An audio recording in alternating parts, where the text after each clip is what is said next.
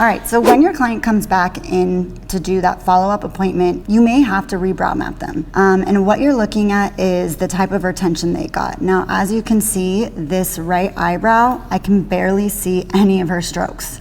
Now, if you look really closely, which it may be hard to see, but I can still see where I place them. But as far as retention, she didn't get the best retention. And so you want to look at the notes that you took on your client to ask yourself, what it was. Is it the skin type? She told me that she has, pretty oily skin, so she could have lost pigment retention because of that. And you want to kind of decide, do I need to switch the service I'm doing? So when I look at this eyebrow, I actually see much better retention. So I'm still trying to figure out if we want to switch services from a microblading to maybe like a combo brow, but I will need to rebrow map her. So this is when you just assess the brows, talk to your client about their healing, and decide together if you want to change the service and what you're going to do next. So when I'm brow mapping for a touch-up, it's going to be a little different than your traditional brow mapping where we're finding those outline lines. What we're going to do instead is use two different pencils. We're going to use an 81, which if you can see, it has a rounded tip, so it looks more like a U-blade versus a flathead screwdriver. This is going to be used to create strokes where we would normally create those brow mapping lines. Whereas these pencils, these are the 77 Dixon China markers, and these ones look more like a flathead. So this is what you would use to create the brow mapping lines. So we're going to use both for the touch-up. Doing a touch-up, you're going to want to go over the exact same stroke.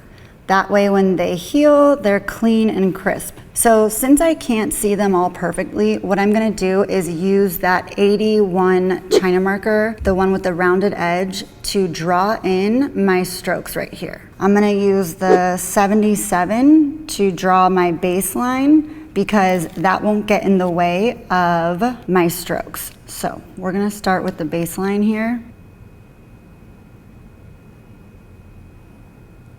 Now whenever you're drawing your brow mapping lines, notice how my pencil is hitting the skin at a 90-degree angle. And I'm working in really slow movements, so it's almost like when you're shading, you do one little area and then you overlap. So I'm making a small line, I'm coming back to where I started and going over it again.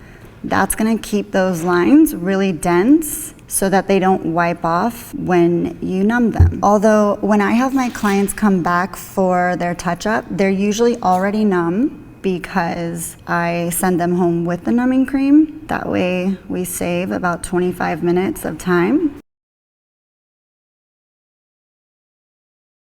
I'm also gonna hold her skin, so I'm using my thumb and my middle finger, and I'm stretching on the outside of her brow so that the skin is super stretched out on her bone. It's gonna make it easier to draw.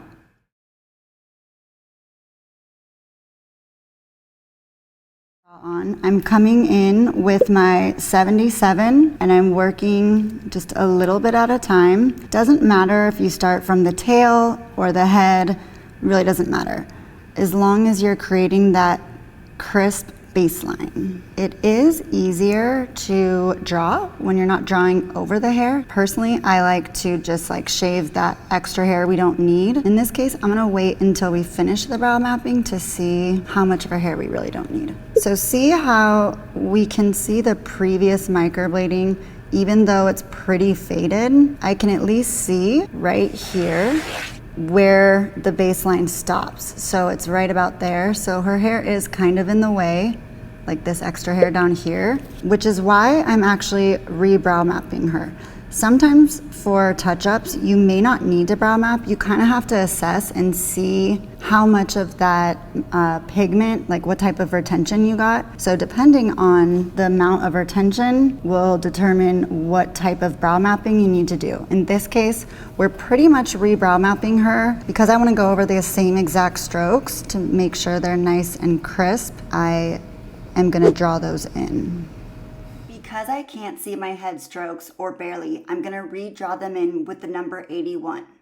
I am filling in the baseline with my pencil right now, and as you can see, we'll be able to draw our yellows, and now our baseline will be super crisp.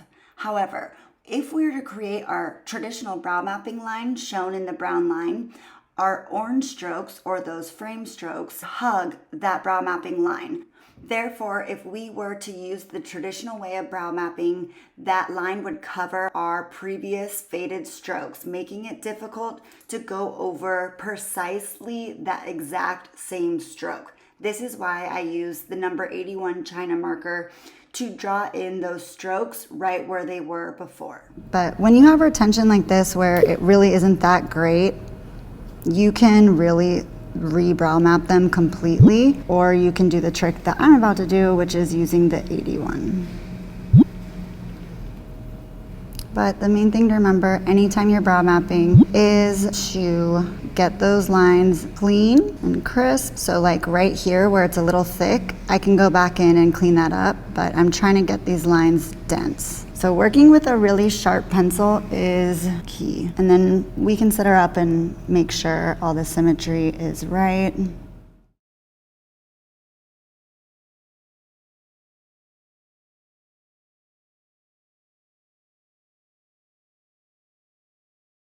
So it's really important right here that you are moving this pencil just as you would microblade. So I'm almost moving my hand up as I'm doing it. Otherwise, I'm gonna create a really thick line and it will be hard because it won't work very well to work as like my pre-draw. So even though I can barely see the strokes here, I can see them enough where I can go over it and still take advantage of that pigment that's already in her skin.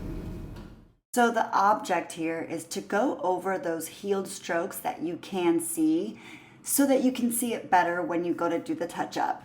And then also fill in those strokes that you can't see along that top line so that you know where you plan on putting all of your strokes in the touch-up. So this is the thing. Touch-ups are really hard because you need to go over the exact same stroke. This is why the number 81 Dixon China marker comes in handy. It gives you the chance to go over those faded strokes to make them a little bolder or easier to see so that you can plan out or make sure that you're going over the exact same stroke. So right now I'm looking for all of her strokes and they were very hard to see, which is why I'm struggling a little, but I know that they're there. They're just kind of faint, and trying to see them past her hair was a little difficult. And I went over the strokes in the head and the strokes, those orange strokes in the top, so that way I can go over the exact same strokes. My clients come in already numb, so you do want to make sure that you're working quickly. If you think you need to brow map all over again, then I wouldn't use this trick because you're gonna need to numb them before you draw in these strokes. Otherwise, when you put the numbing cream on and then go to wipe it off, these might come off. I keep hitting your head. Yes. That's why I can't stop laughing because I was like, noodling. Hey, it's the most action I've had today. I would say. All right. Hey. And scene.